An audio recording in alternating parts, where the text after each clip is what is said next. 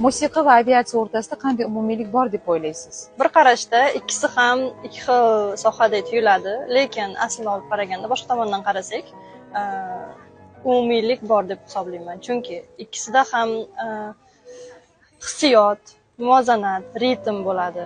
Misol uchun, musiqada ritm va melodiya bo'lsa, aviatsiyada tartib, protsedura va koordinatsiyalarga asoslanadi. Shuningdek, ikkisida ham jamoaviy ish bor. Aytib o'tishimiz mumkin, yana musiqa tinglovchini xursand qilsa, aviatsiya yo'lovchini xursand qiladi. Chiroyli o'xshatish. Osmon siz uchun qaysi ranglarda? Shu musiqani ham chalib bersangiz, qaysi o'sha musiqiy notalarda aks etadi?